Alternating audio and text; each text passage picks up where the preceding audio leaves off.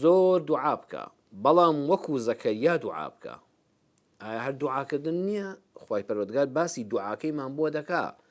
ئیذ نادا ڕەبەهو، خاڵی یەکەم لە دوعاکردنە زەکەریا هاواری بۆ خوای خۆی برد، وتی ئەی پەروەردگارە هاوارم بۆ هێناوی.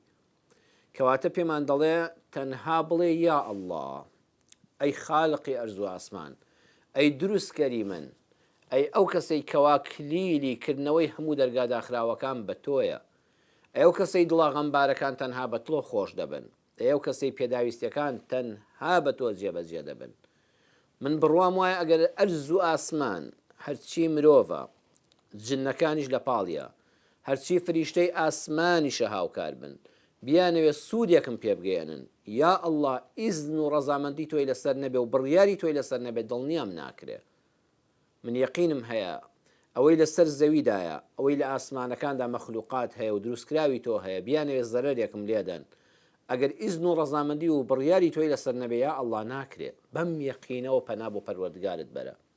کاکە پەنا بۆ پەڕۆ مەبە، بۆ نوشتەی ناشەرعی مەبە، بۆ قەبر مەبە، بۆ مرۆڤێکی وەک خۆت مەبە. کەواتە تەوحیدی خاوێن ئەوەیە بڵێ یا ئەڵڵا ئەم کاری من تەنها بە تۆ دەکرێت. ئیذ نادا ڕەبەهو. دووەمیان نیداءن خەفیە، بە تەنها دڵی گەرم بوو، هاواری کرد بۆ پەروەردگاری بە بانگێکی نزم، بە دەنگێکی نزم کە بەس خوا دەنگی بیستووە، هیچ مرۆڤێکی لەلا نەبووە. لەکایە دوعای کرد؟ ڕۆژێکیان زەکەریا پێغەمبەر سەلامی خوای لەسەر بێت دەچێتە ژوورەکە میحرابەکەی مەریەمەوە. مەریەمی خواپەرست و عابیدە خەریکی عیبادەتە. زەکەریا پێغەمبەر سەلامی خوای لەسەر بێت شتێکی زۆر سەیر دەبینێ.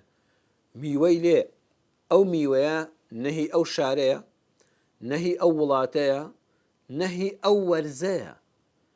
ئەو وەختەوەکو ئێستا نەبووە میوەکان چاوەرە سەبن و بە ئاسانی لە ڕێی گواستنەوە شارێک بۆ شارێک، وڵاتێک بۆ وڵاتێک لە ئەمریکا و میوەکان بێتە ئێرە، لە سینەوە بێت بێ بۆ ئێرە، لە ئێرانەوە بێت بۆ ئێرە، لە تورکیا بە هەمان شێوە. نەخێر، میوەکان لە کاتی خۆیدا لە وەرزەکەدا لە پەنا ماڵەکانەوە و لە شارەکەدا بەدەست دەکەوتن. ئەم میوەیەی کەوا لە ژوورەکەی مەریەمی خواپەرستدایە، لە ژووری ئەم کچەدایە، نە لە شارەکەدا هەیە، نە لە وڵاتە هەیە، نە وەرزیشیەتی، هەر لەو وەختەیە لە هیچ شوێنەکانیە. بۆیە بەسەر سوڕمانەوە دەفەرمێ ئەی مەریەم ئەم میوەیە لەکوێ بوو؟ قالت هو من عند الله إن الله يرزق من يشاء بغير حساب. لە سوڕەتی ئالی عیمڕان ئاەتی 37 دەفەرمێ مەریەم بە نەرمی جوابی دایەوە فەرمووی ئەی زەکەریا پێغەمبەر هو من عند الله، ئەم ڕزقە لەلایەن خوای پەروەردگارەوەیە، ئەوە ئەڵڵا بۆی ناردوم سبحانه وتعالى.